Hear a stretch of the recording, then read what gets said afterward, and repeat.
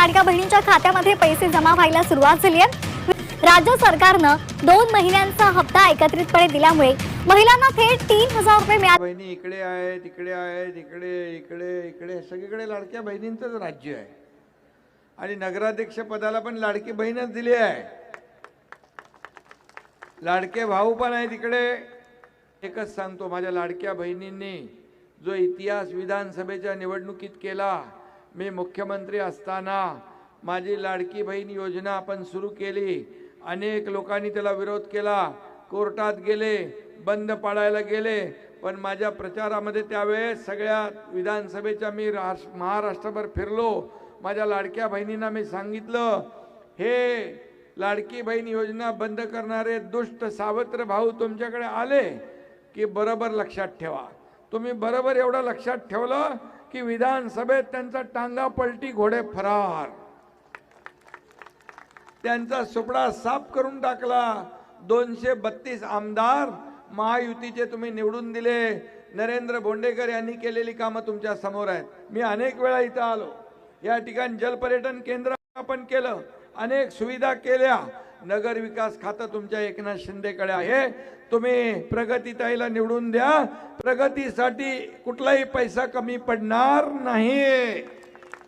आपल्याला शब्द देतोय, एकनाथ शिंदे शब्द दिल्यानंतर कधी वापस फिरत नाही।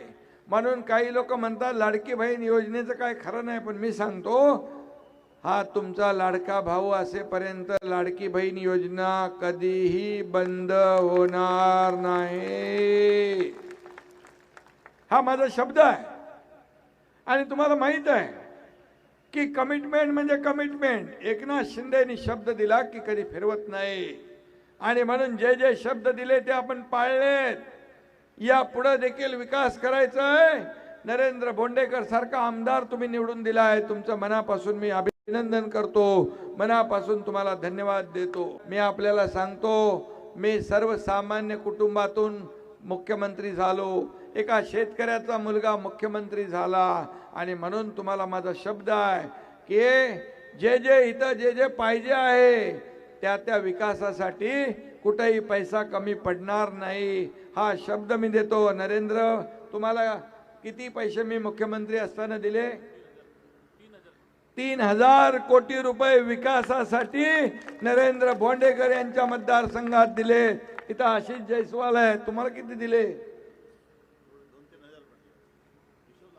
हजारो मध्ये आहेत, शेकडो मध्ये नाही। कारण हे पैसे हे विकासासाठीच दिले पाहिजे।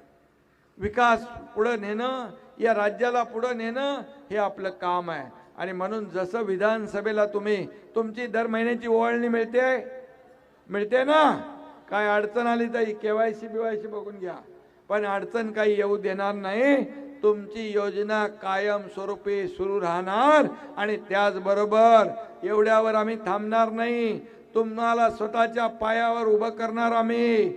आणि या माझ्या लाडक्या बहिणी भविष्यामध्ये लखपती झाल्याशिवाय राहणार नाही, असा विश्वास तुम्हाला देतो। बघा, मी बोलतो ते करतो, जे होणार नाही ते बोलणार नाही। आणि म्हणून तुमच्याकडून मी एक शब्द घ्यायला आलोय की येत्या 2 तारखेला तुम्ही धनुष्यबाणासमोरचं बटन दाबून प्रगती बावनकर आणि त्यांच्या टीमला विजयी करणार। मला हात वर करून सांगा, सगळ्यांनी शब्द द्या। तिकडच्या सगळ्या एवढ्या लोकांचे हात त्या बटनावर धनुष्यबाणावर दाबले तर सगळे बाकी चिन्ह गायब होऊन जातील, धनुष्यबाण राहील। गायब म्हणजे डिपॉझिट गुल होईल, डिपॉझिट जप्त होईल। एवढे सर्व कार्यकर्ते कामाला लागले तर पवनी मधले सगळे विरोधक डिपॉझिट गुल झाल्याशिवाय राहणार नाही, असा विजय मला पाहिजे। आणि तुमच्याकडून मला शब्द घेऊन मी जातोय की येणाऱ्या 3 तारखेला आपल्याला विजयाचा गुलाल उधळायचे ना, विजयाचे फटाके फोडायचे आहेत ना, त्या आनंद उत्सव साजरा करायला तुम्ही रेकॉर्ड ब्रेक विजय मिळवून द्या। मनापासून तुम्हाला शुभेच्छा देतो। आणि म्हणून या ठिकाणी जे काही नरेंद्र आमदारांनी आपल्या मागणी केलेली आहे, तलाव 52 एकर मधला, त्याला पैसे पाहिजेत। संत जगनाडे महाराजांच्या स्मारकाला पैसे पाहिजेत। तुम्हाला पैसे हे आचारसंहिता संपल्या दिल्याशिवाय राहणार नाही हा विश्वास देतो. वैजेश्वर घाट आहे, त्याचा DPR तयार झालाय का? तो घाट आपण बांधू, चांगला रस्ता तयार करू. भंडारा पवनीमध्ये उद्योग आले पाहिजे म्हणून मागणी केली आहे. मी सांगतो आपल्याला, उद्योग मंत्री उदय सामंत यांना ताबडतोब अधिकाऱ्यांच्या सोबत बैठक घेऊन नरेंद्र भोंडेकर आणि आपले मंत्री यांना ताबडतोब आशिष जयस्वाल यांच्या सोबत मीटिंग करून, मी तिकडे तुम्हाला नाही बोलवत, उद्योग मंत्र्याला इकडे पाठवतो, तो इकडे बैठक घेईल आणि इकडे आपल्या उद्योग, आपल्या लोकांना रोजगार मिळेल.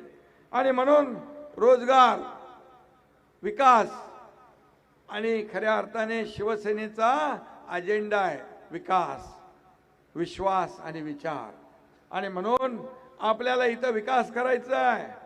करायचं ना बाबा, विकास करायचा आहे. आपल्या मुलाबाळांचं पुढचं आयुष्य आपल्याला चांगलं करायचं आहे.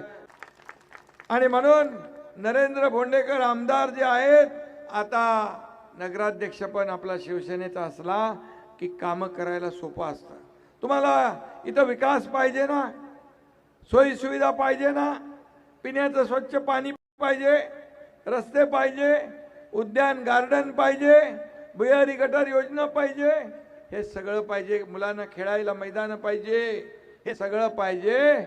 मग तुम्हाला आपली लाडकी बहीण प्रगती ताई आणि त्यांचे सर्व सहकारी यांना निवडून आणावं लागेल ना. आणाल ना निवडून. जसं विधानसभेत परिवर्तन घडवलं तसं आता जोरात आपल्याला निवडून प्रगतीताईला द्यायचं आहे. लाडक्या भावांनी पूर्णपणे 2 तारखेपर्यंत डोळ्यात तेल घालून काम करायचं आहे. आणि ही विदर्भाची काशी म्हणतात. या पवनीचा इतिहास आणि पावित्र्य जे आहे ते आपल्याला जपायचं आहे. 372 मंदिरं कुठंच नाहीत, या पवनीमध्ये आहे. म्हणजे पवनीमध्ये 372 मंदिरं, म्हणजे एक ऐतिहासिक ही पवनी आहे. आणि म्हणून या ठिकाणी मी एवढंच सांगेन की माझ्या लाडकी बहीण आपली प्रगती बावनकर, प्रगती बावनकर नावातच प्रगती आहे, त्यामुळे प्रगती नावामध्ये प्रगती असल्यामुळे पवनीचं प्रगती होण्यापासून कोणी थांबवणार नाही. आणि बावनकर आडनाव आहे, त्यामुळे आजच्या पेक्षा विकास 52 पटीने त्या वाढवतील. बरोबर ना. आणि मला खात्री आहे, मला विश्वास आहे, आणि मी एवढंच सांगतो, प्रभू श्री रामचंद्राचा मतदारांनो राखा मान आणि पवनीमध्ये आणा शिवसेनेचा धनुष्यबाण. एवढंच सांगायला तुम्हाला आलोय. आणि